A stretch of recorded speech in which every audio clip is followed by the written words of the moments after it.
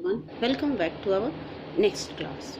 In this class we are going to read a very beautiful poem written by Ruskin Bond. The name of the poem is Granny's Tree Climbing. Before reading the poem, I would like to discuss a few questions with you people. My question number 1 is, which of the following tasks do you associate with your grandmother? Cooking, knitting, sewing, preparing pickles, or climbing trees.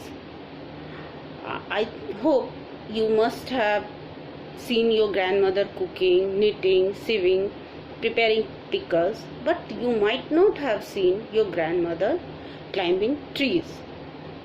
My next question is, have you ever climbed a tree? I hope you people have climbed, or may not be, because now we are living in flats and we don't have so much of trees nearby, so we are not in the habit of climbing trees. Generally this happens in village. Next question, do you know what a treetop house is? A treetop house is a house that is made on trees, and it has a very different feeling living in a treetop house, because when you live on a treetop house, you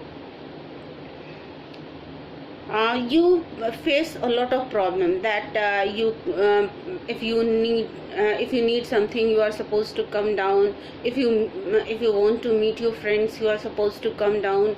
If you can't play on a treetop house, so in this way so many things are there. So now I am going to read the poem. My grandmother was a genius. You would like to know why? Because she could climb trees spreading or high.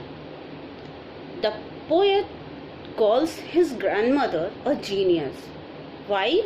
Because she had a very unique quality, and that quality was climbing trees. Any type of trees she could climb.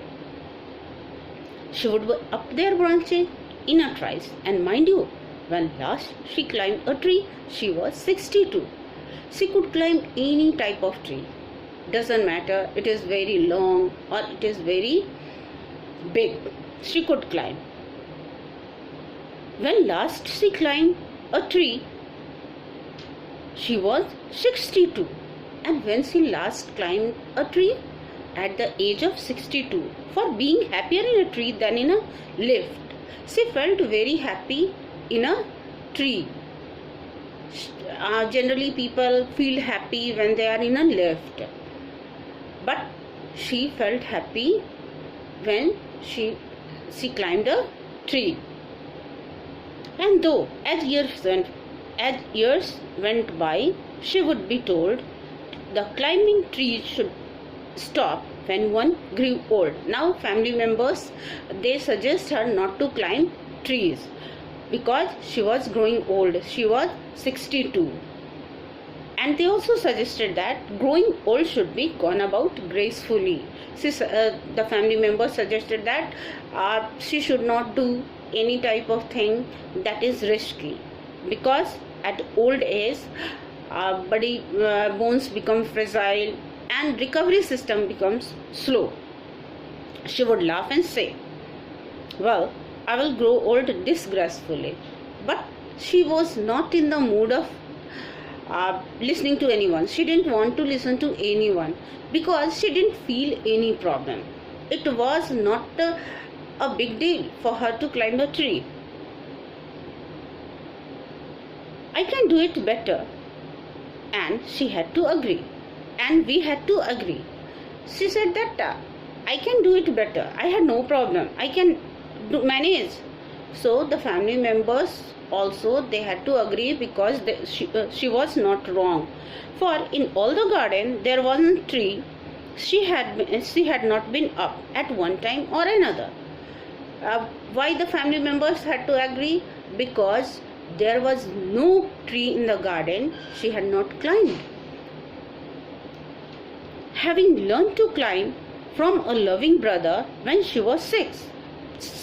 She learned the art of climbing tree from her brother when she was 6 years old.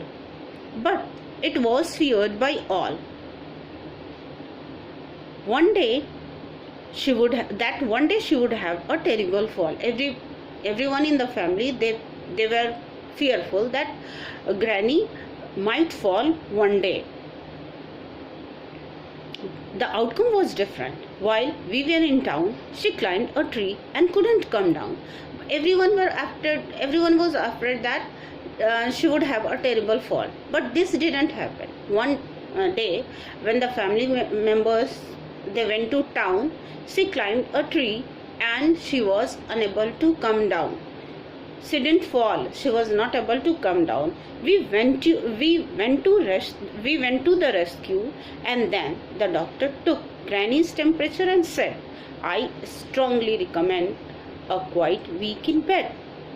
The family members they rescue her. They help her to calm down. The doctor was called. The doctor took Granny's temperature and suggested 1 week bed rest.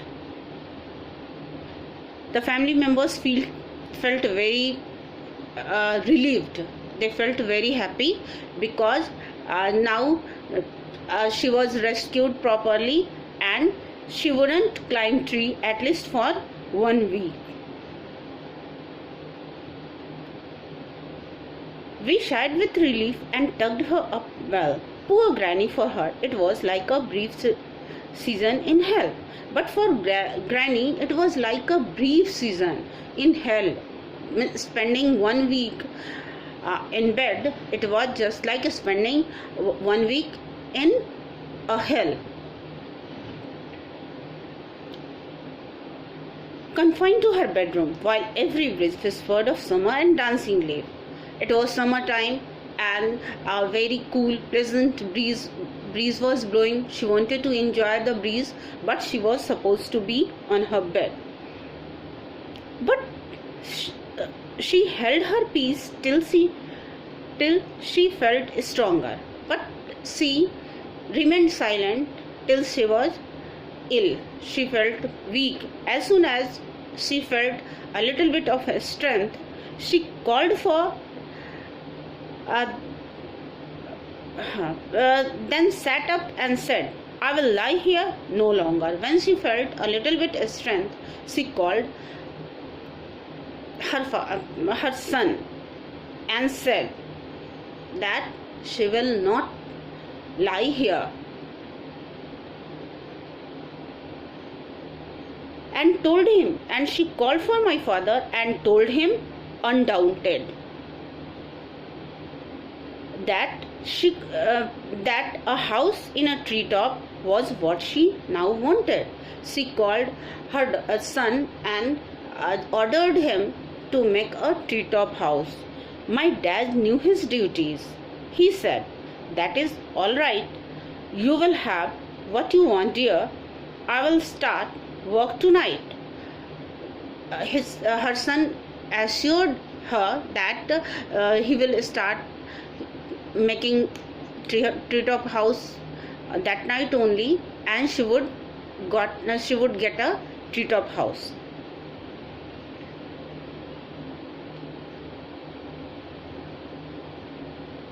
With my expert assistance, he soon finished the code, made her a tree house with windows and a door. With the help of the narrator, with the help of the poet, her son made a treetop house for her. So Granny moved up, and now every day I climbed to her room with glasses and a tray. So now the treetop house was ready. It had windows and door also, and Granny moved to that house, and the narrator, the poet, he used to climb to her room, her treetop house, with glasses and a tray. Every day he used to take glasses and a tray. She sits there in a state and drink sherry with me. There she sits in a grand style. She felt very happy, and she felt that it was her right to be on a treetop house. And there, Granny and the narrator, they drank sherry, upholding her right to reside in a tree. And it was her, according to her, it was her right to reside in a tree.